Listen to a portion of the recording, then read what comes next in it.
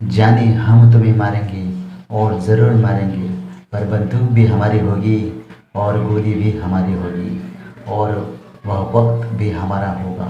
इस डायलॉग के साथ ही आप समझ गए होंगे हम हिंदी फिल्मों के किस सुपरस्टार की बात करने जा रहे हैं। वो सुपरस्टार जिसे अपने ठसक के लिए याद किया जाता है।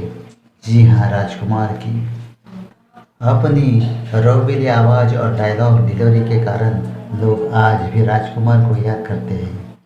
उनके डायलॉग आज भी बोले जाते हैं। शानदार शख्सियत वाले राजकुमार की एक्टिंग भी बहुत ही दमदार थी।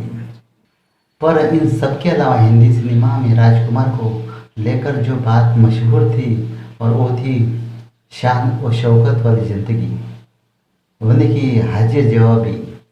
वे ऐसे शख्स थे जो ना किसी से डरते थे और ना ही उन्हें कभी किसी के नाराज होने की परवाह रही। धर्मेंद्र, रामानंद सागर, प्रकाश मेहरा, राज कपूर, जीनत अमान और गोविंदा जैसे कई हस्तियों के साथ उनकी बेबाकी के किस्से मशहूर रहे हैं।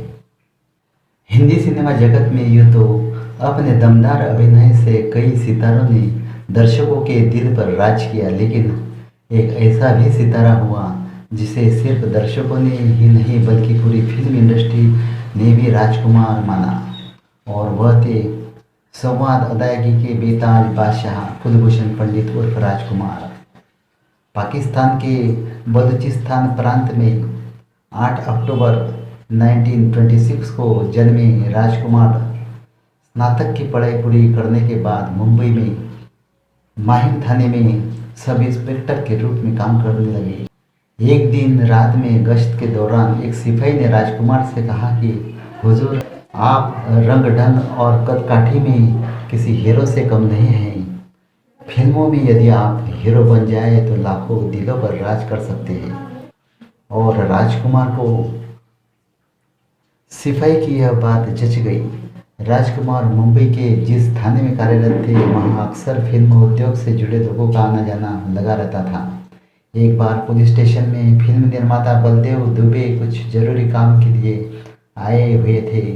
वह राजकुमार के बातचीत के अंदाज से काफ़ी प्रभावित हुए और उन्होंने राजकुमार से अपनी फिल्म शाही बाजार में अभिनेता के रूप में काम करने की पेशकश की। राजकुमार सिपाही की बात सुनकर पहले ही अभिनेता बनने का मन बना चुके थे, इसलिए उन्होंने तुरंत ही अपनी सब इंस्पेक्टर की नौकरी से इस्तीफा दे दिया और निर्माता की पेशकश स्वीकार कर ली। शाही बाजार को बनाने में काफ़ी समय लग गया और राजकुमार को अपना जीवन यापन करना भी मुश्किल हो गया था, लेकिन उन्होंने वर्ष 1952 में प्रदर्शित फिल्म रंगीली में एक छोटी सी भूमिका स्वीकार कर ली। यह फिल्म सिनेमाघरों में कब लगी और कब चली गई यह पता ही नहीं चला। इसी बीच उनकी फिल्म शाही बाजार भी प्रदर्शित हुई, जो बॉक्स ऑफिस पर आधी मुँह गिरी। शाही बाजार की असफलता के बाद राजकुमार के तमाम रिश्तेदार यह कहने लगे कि तुम्हारा चेहरा फिल्म के लिए उपयुक्त नहीं है, और कुछ लोग कहने लगे कि तुम खलनायक बन सकते हो। वर्ष 1952 से 1957 तक राजकुमार फिल्म इंडस्ट्री में अपनी जगह बनाने के लिए संघर्ष करते रहे। रंगीली के बाद उन्हें जो भी भूमिका मिली राजकुमार उसे स्वीकार करते चले गए। इस बीच उन्होंने अनमोल, सहारा, अवसर, घमंड, नीलमणि और कृष्ण सुदामा जैसे कई फिल्मों में अभिनय किया, लेकिन इनमें से कोई भी फिल्म बॉक्स ऑफिस पर सफल नहीं हुई। वर्ष 1957 में प्रदर्शित महबूब खान की फिल्म मदर इंडिया में राजकुमार गांव के एक किसान की छोटी सी भूमिका में दिखाई दिए। हालांकि वह फिल्म पूरी तरह अभिनेत्री नरगिस पर केंद्रित थी, फिर भी राजकुमार अपनी छोटी सी भूमिका में अपने अभिनय की छाप छोड़ने में कामयाब रहे। इस फिल्म में उनके दमदार अभिनय के लिए उन्हें अंतर्राष्ट्रीय ख्याति भी मिली, और फिल्म की सफलता के बाद राजकुमार बतौर अभिनेता फिल्म इंडस्ट्री में स्थापित हुई। दुनिया जानती है कि राजेश्वर सिंह जब दोस्ती निभाता है तो अफसाने बन जाते हैं, मगर दुश्मनी करता है तो इतिहास लिखे जाते हैं। इस तरह के उनके कई बहुत ही पॉपुलर डायलॉग्स थे। वर्ष 1959 में प्रदर्शित फिल्म पैगाम में उनके सामने फिल्म जगत के अभिनय सम्राट दिलीप कुमार थे। लेकिन राजकुमार ने यहाँ भी अपनी सशक्त भूमिका के जरिए दर्शकों की वाहवाही लूटने में सफल रहे।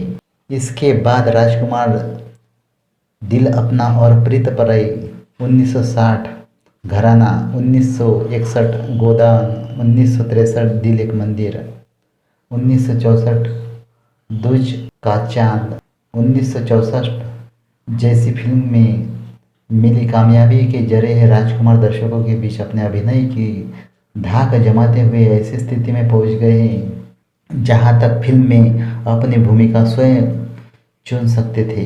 वर्ष 1965 में प्रदर्शित फिल्म काजल की जबरदस्त कामयाबी के बाद राजकुमार बतौर अभिनेता अपनी अलग पहचान बना ली।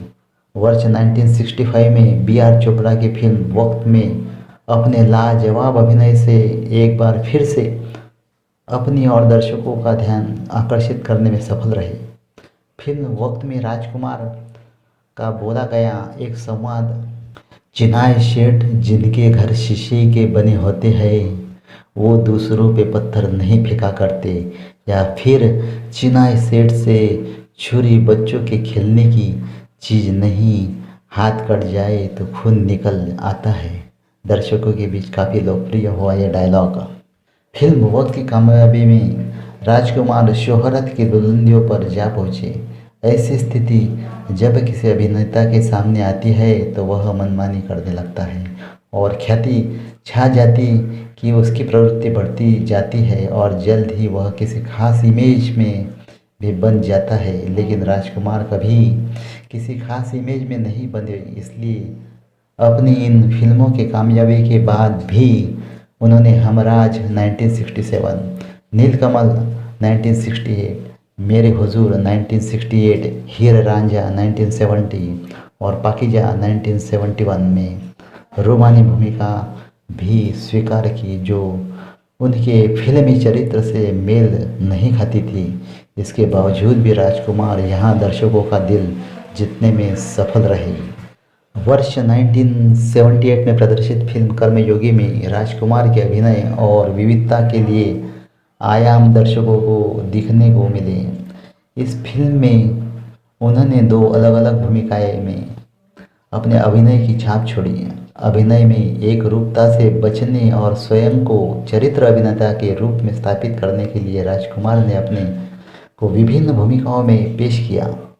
इस क्रम में 1980 में प्रदर्शित फिल्म बुलंदी में वह चरित्र अभिनेता निभाने में भी नहीं हिचके और इस फिल्म के जरिए भी उन्होंने दर्शकों का मन मोह रखा।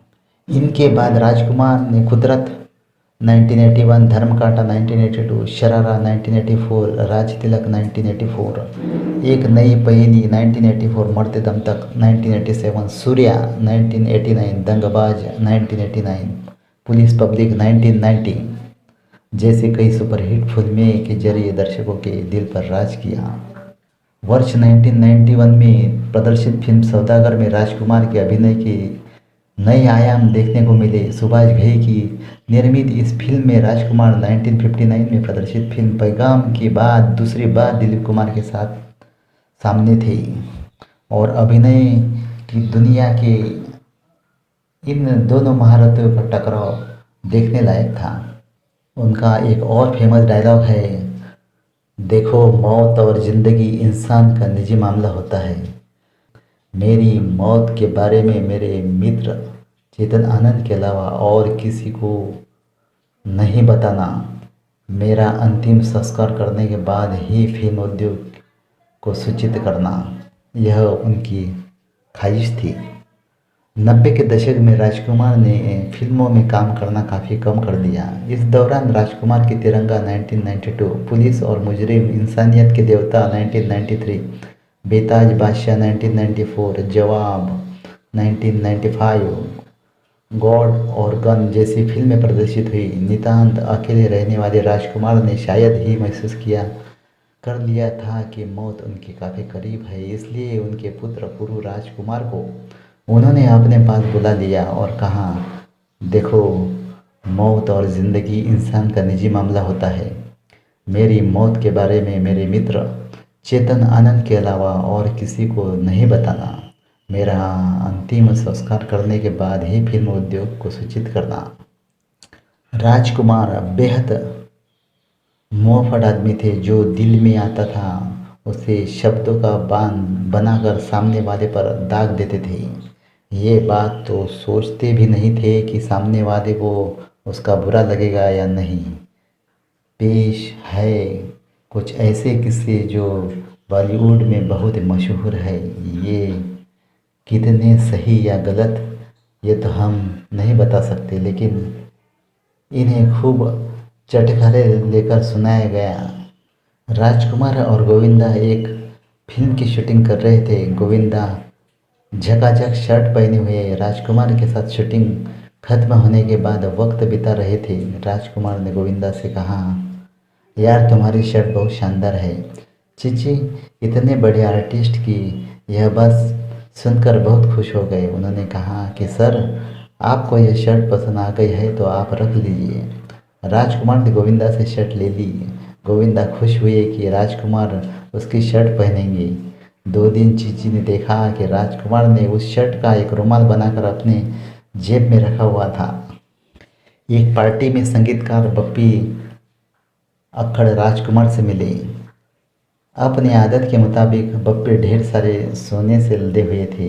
बप्पी को राजकुमार ने ऊपर से नीचे तक देखा और फिर कहा, वाह शानदार, एक से एक गहने पहने हुए हो, सिर्फ मंगलसूत्र की कमी रह गई। बप्पी का मुंह खुला रह गया। जीनत अमान फिल्म इंडस्ट्री में फेमस हो गई थी। धम मारो दम गाना धूम मचा रहा था। फिल्म निर्माता अपनी फिल्म में जीनत अमान को साइन करने के लिए मरे जा रहे थे। एक पार्टी में जीनत अमान की मुलाकात राजकुमार से हुई। जीनत को लगा तारीफ के 2-4 शब्द राजकुमार जैसे कलाकार से सुनने को मिलेंगे। जीनत को राजकुमार ने देखा और कहा कि तुम इतनी सुंदर हो, फिल्म में कोशिश क्यों नहीं करती। अब ये बात सुनकर जीनत का क्या हाल हुआ होगा समझा ही जा सकता है। Thank you so much.